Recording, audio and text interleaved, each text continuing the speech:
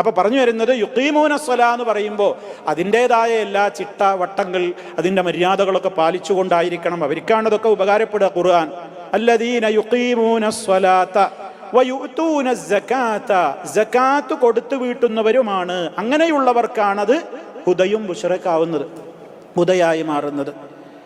വയുഅ്തൂന സകാ വിശദീകരിക്കേണ്ടതില്ല, നമ്മൾക്ക് എല്ലാവർക്കും അറിയാം. സമ്പത്തിൻ്റെ ശുദ്ധീകരണ മേഖലയാണ് സക്കാത്ത്. അത് നിർബന്ധമായതിന് പുറമെ, അതിൻ്റെ പുറമെ മനുഷ്യൻ്റെ മനസ്സിനും അവൻ്റെ സമ്പത്തിനും ശുദ്ധീകരണം നൽകുന്ന വിധത്തിൽ അവൻ സദഖകളും അധികരിപ്പിക്കേണ്ടതുണ്ട്, സദഖകളും അധികരിപ്പിക്കേണ്ടതുണ്ട്. ഇപ്പം ഇത് മക്കിയായ അധ്യായമാണല്ലോ. സക്കാത്തിൻ്റെ നിയമങ്ങളും മറ്റു കാര്യങ്ങളൊക്കെ എവിടെ നിന്നാണ് വിശദീകരിച്ചിട്ടുള്ളത്? മദീനയിൽ നിന്നാണ്. പക്ഷേ സക്കാത്തിൻ്റെ അടിസ്ഥാന തത്വത്തിനെ കുറിച്ചുള്ള പ്രയോഗം എവിടെ നിന്നുണ്ട്? മക്കത്ത് നിന്നുണ്ട്. അതിൻ്റെ മഖാദീറുകൾ, അതിൻ്റെ ഓരോന്നിൻ്റെയും കണക്കുകളും അളവുകളും ഒക്കെ കൃത്യമായി പഠിപ്പിക്കപ്പെട്ടത് ഹിജ്റക്ക് ശേഷമാണ്. പക്ഷേ അടിസ്ഥാനപരമായി പാവങ്ങളെ സഹായിക്കേണ്ടതുണ്ട്. സമ്പൽ മേഖലയെ ശുദ്ധീകരിക്കുവാനുള്ള പ്രധാനപ്പെട്ട കാര്യമാണ് സക്കാത്ത് എന്നുള്ള വിഷയം നേരത്തെ എന്ത് ചെയ്തിട്ടുണ്ട്?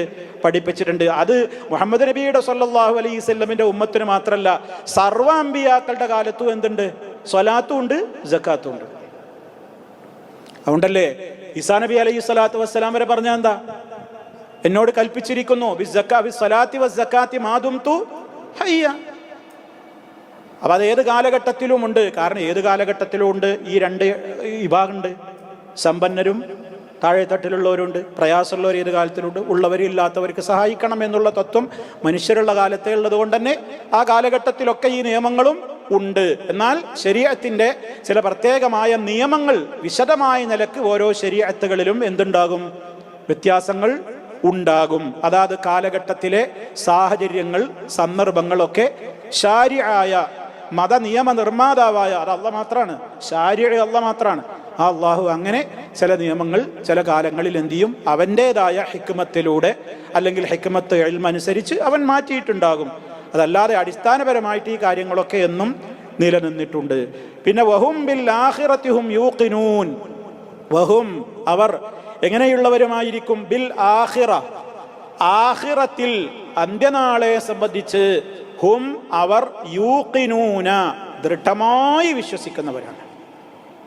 അത് ഖുർആൻ എല്ലായിടത്തും പറയുന്നതാണ്. പരലോകത്തെക്കുറിച്ച് പറയുമ്പോൾ എന്ത് പറയും? യൂഖിനൂന, ഹും ബിൽ ആഖിറതി ഹും യൂഖിനൂന. അത് അൽ ബഖറയിലുണ്ടല്ലോ.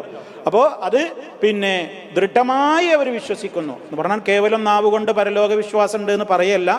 അതിനനുസരിച്ച് അവരുടെ ആ വിശ്വാസത്തിൽ അതുണ്ട്. മരണം, മരണാനന്തര ജീവിതം, ഖബർ, മഹ്ശർ, നന്മതിന്മകൾ തൂക്കുന്ന മീസാന്, നന്മതിന്മകൾ രേഖപ്പെടുത്തുന്ന കിതാബ്, അങ്ങനെ ഏതിലൊക്കെ വിശ്വസിക്കണോ അതിലൊക്കെ അവരെന്ത് ചെയ്യുന്നുണ്ട്? വിശ്വസിക്കുന്നുണ്ട്. ദൃഢമായി അത് അവർ വിശ്വസിക്കുന്നുണ്ട്. അത് വിശ്വസിക്കുന്ന ആളുകൾക്കാണ് ഇതൊക്കെ ഉപകാരപ്പെടുക. അല്ലാതെ പരലോകമല്ല ഒന്നുമില്ല എന്ന് വിശ്വസിക്കുന്ന ആളുകൾക്ക് അവരുടെ പ്രവർത്തനങ്ങളൊക്കെ അവർക്ക് അങ്ങനെ അലങ്കാരമായിട്ട് തോന്നുമെന്നാണ് ഇനി അടുത്ത ആയത്തിൽ അല്ലാഹു തആല പറയുന്നത്.